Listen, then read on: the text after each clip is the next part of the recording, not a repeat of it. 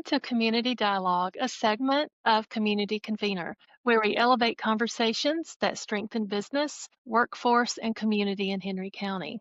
Thank you to our sponsor, Kaiser Permanente, for supporting meaningful dialogue that drives real impact. I'm Christy Chewning, and I am your host for Community Dialogue. As we begin 2026, we're grounding today's conversation in the legacy of Dr. Martin Luther King Jr. It's not just a reflection, but action. Our focus today is economic equity and what it looks like when businesses and community truly work together. Joining me today is George Cruz, Jacqueline Taylor, they're both from Georgia Power, and Wanda Bailey-Jenkins from the NAACP. We are so glad that you're here. I'd like to kick this off. Just a quick take from each of you in one sentence. What does economic equity look like when businesses and community are aligned? George, you want to start there? Sure, but I always like to say ladies first. Miss Jenkins or Miss Taylor, would y'all like? Sure. Economic equity to me looks like a community where all persons have equal rights to access economic resources and opportunities. And when you have that kind of partnership in the community flourishes and businesses grow. So to me, when everyone has equal access to resources and opportunities, then things just seem to gel and go together and everything's good. Thank you. Thank you very much. Jacqueline? Yes, and again, thank you for this opportunity. To me, economic equity is more of a partnership. It aligns with the community, it aligns with those that are in the community and the resources that everyone has access to. And to me, it's a win win situation. It creates a balance and it creates hope in our communities. Yes. Thank you. George? Hey, I really appreciate the opportunity. For me, it's a blueprint for success. It's a roadmap.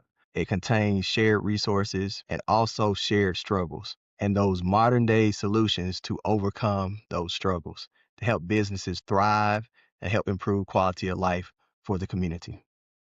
Great answer. Thank you so much. We're starting a new year, and you have accepted the position as the chair of the Engagement and Inclusion Committee. And we know that Georgia Power has long emphasized a healthy workplace culture. From your leadership perspective, how does inclusion and equity translate into stronger business outcomes? That's a great question, Christy. First, I just want to talk a little bit about Georgia Power as a whole. Yes, we have a healthy work culture, but we have a healthy work culture because we keep our customers at the center of everything we do, as well as our employees. So when I talk about the customers, we, for the fourth year in a row, have received the #1 residential customer satisfaction award for the South large utility segment for 4 years in a row. So we keep customers at the center of everything that we do. Our culture has some byproducts about that mindset. We generate a strong culture because we focus on our employees and their development. Our survey results, they showcase that. So we, Georgia Power, this is how we achieve our healthy workplace culture. It's very important that we do so because that kind of permeates into the community and help with business outcomes when we show up to volunteer and things of that nature.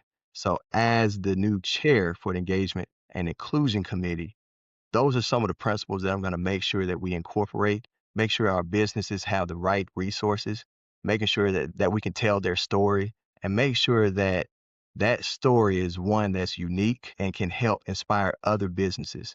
So at the chamber, at the Henry County Chamber, we are dedicated to making sure that we serve our community.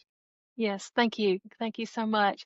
We are really looking forward to you being chairman this year, and you and I will be working on the Innovation Summit as well as some other people on the committee. So I'm really excited about working towards that with you and can't wait to get started in the new year. Let's move on and let's talk about Jacqueline. You are a lead at Georgia Power's statewide call center, which is right here in Henry County, and you manage a large people-centered workforce, and that gives you a unique view. So how does that role influence you to think about access and opportunity as well as equity? Well, thank you, Christy, for that question. I am a business customer care team lead at the call center. And of course, I've overseen for the last 2 years the largest citizens group which is our volunteer services group within the company. That group is in excess of over 1,000 employees. This group, to me, has been the heartbeat and is the heartbeat of Georgia Power. It is people-centered. We have people from all walks of life included in this group. But this group actually is I'd say the workforce in our communities. It amplifies community impact. We take on projects, from all walks of life locally in the Henry County area, and we support programs that uplift vulnerable populations.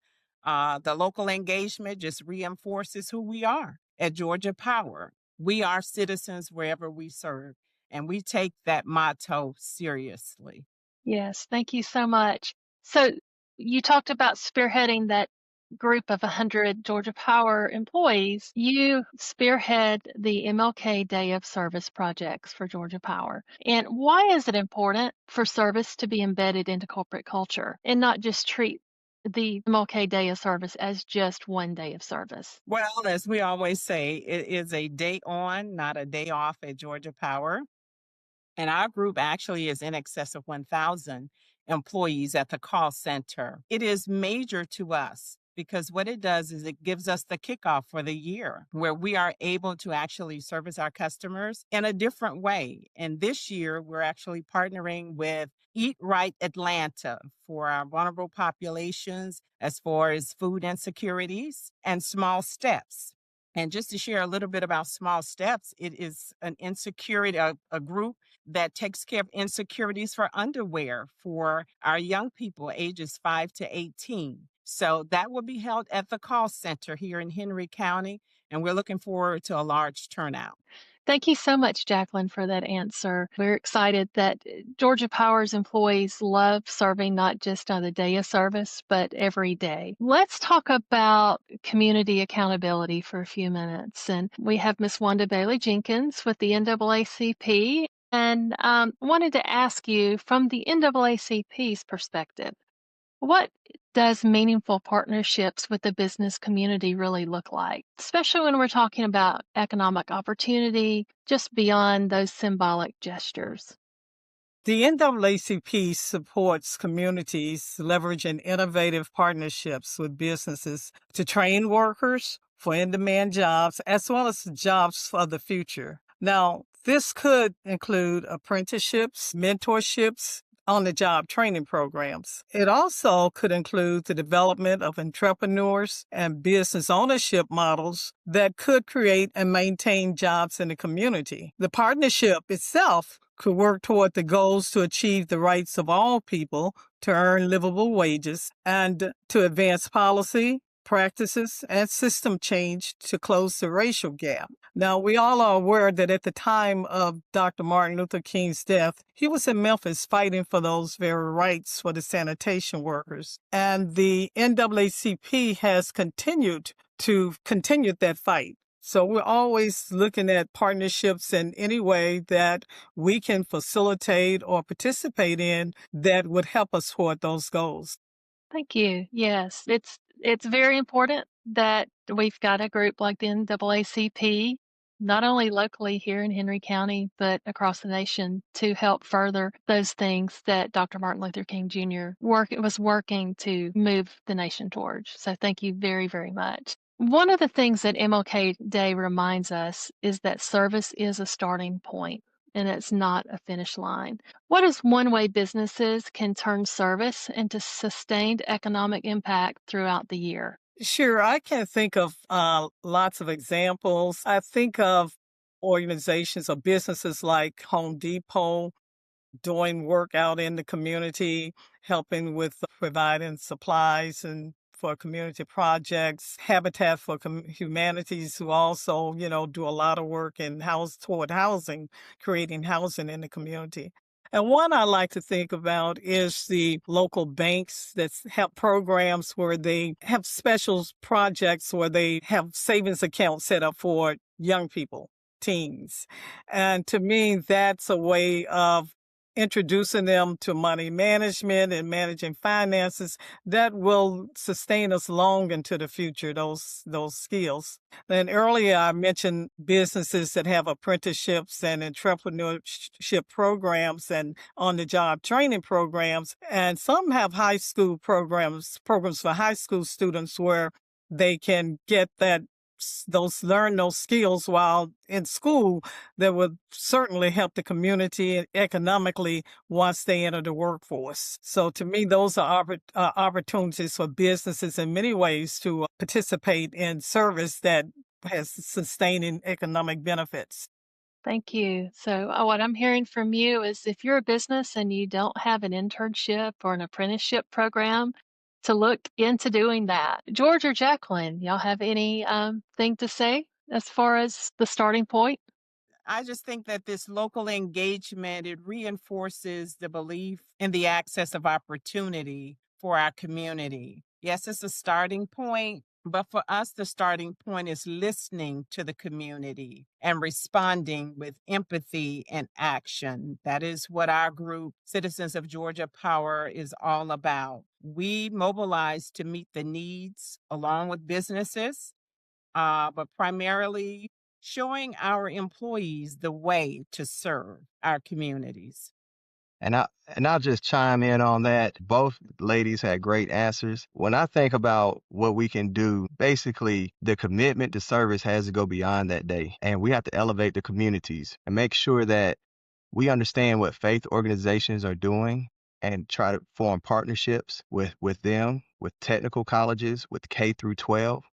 Grassroots organizations. We can achieve this, as Ms. Jenkins said, through mentoring. And sometimes there's some reverse mentoring that needs to happen.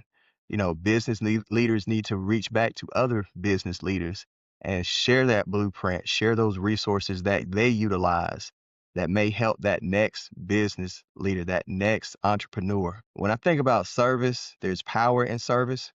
There's power in serving. And, as we elevate each other, rising tide will elevate all ships. So I think about the economic impact that just going out to a K through 12 school and educating kids about a raised garden and the sustainability that follows behind that, or even serving your technical college at a career day and just inspiring those young students about the possibilities that they can achieve in the future by learning various skill sets and understanding that today you're preparing for a better tomorrow.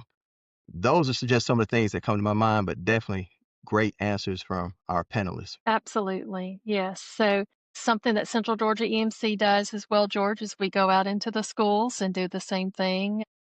We teach electricity, safety, energy education, and we talk about those jobs that are available that, like a lineman, that you don't have to go to college for.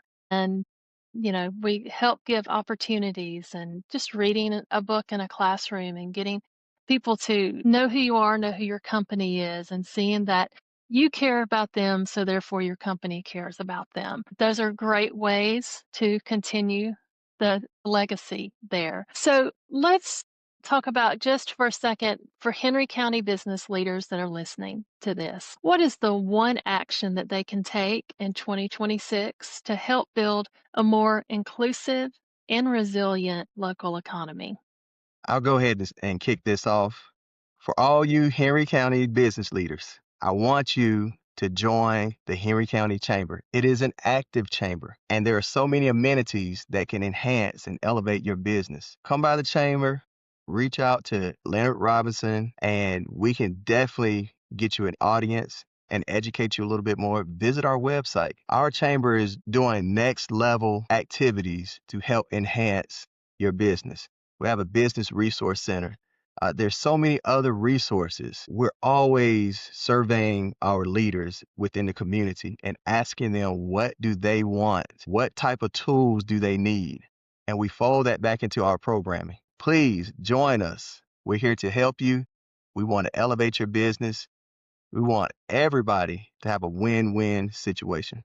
Thank you, George. I'd like to just make mention communication is key, it's critical. And any resources that our business partners might have, any needs, again, it's all about the action that we take in our communities. So when we share resources amongst each other, as George has stated, the chamber itself is a great resource. So let's share. The operative word is communicate, share, make sure our people are aware of what's available to them in the community.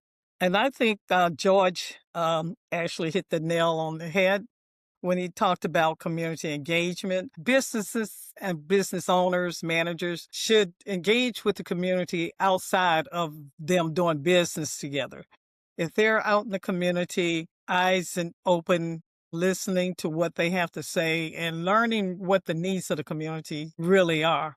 And I think the business can grow because you can help meet those needs in a better way, as well as the community get to know the owners. And once there's a relationship and they have an understanding of how the business operates, you probably increase your patronage as well. So I think it's a win-win situation for both. And just being out there with the community, knowing who's in the community, what their needs are, and how you can help meet those needs.